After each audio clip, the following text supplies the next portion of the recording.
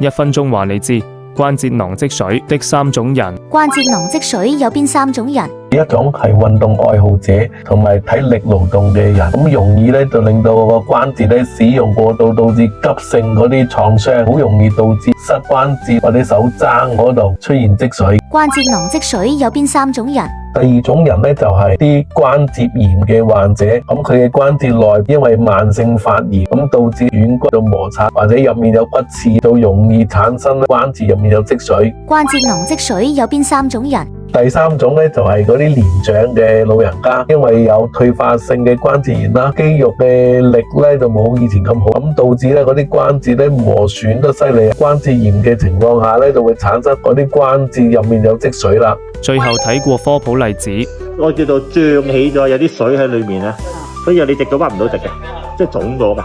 OK，個關節囊裏面腫咗，所以你佢伸唔到直嘅，一伸直就痛嘅。正常我哋伸直都唔過去痛嘅，但你伸直晒就痛。咁好似有啲嘢揞住咁樣嘅。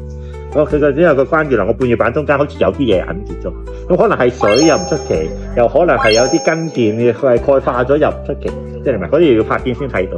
咁樣歡迎咧，大家可以喺下面留言。